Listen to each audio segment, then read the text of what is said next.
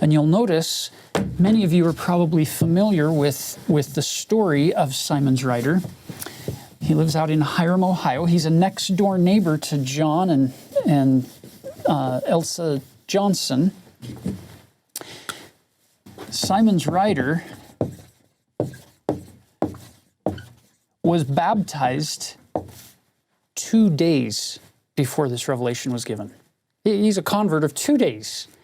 When the Lord gives this revelation, and in the revelation, he's called to take Heman Bassett's place on this mission. There's only one problem. We have a slight complication.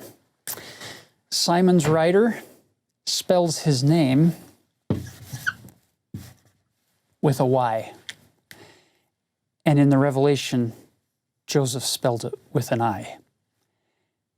And it caused this 2-day convert who came out of the Campbellite congregation there. He had leadership in the Campbellite group. It caused him to say, wait a minute,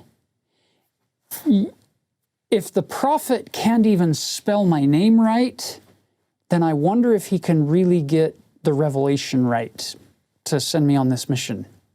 It's going to be a short time later when Symonds Ryder leaves the church, and he is going to join with Ezra Booth as two of the most active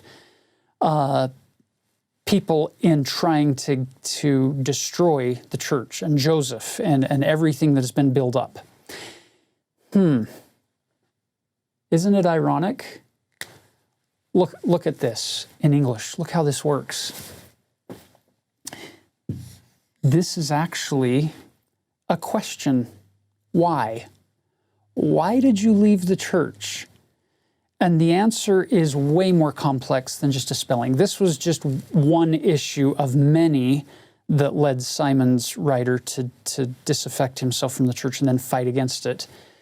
But it seems to be one of the key starting points for him. Line upon line works in an upward direction, and line upon line works in a downward direction too. Why did he start this process? Isn't it interesting that the focus was on I? The focus is on me. And brothers and sisters, this reminds me of one of those beautiful verses in the book of Isaiah in chapter 29, where Isaiah speaks of people making a person an offender because of a word, or in this case, an offender because of a letter that starts that slide downward away from the prophet.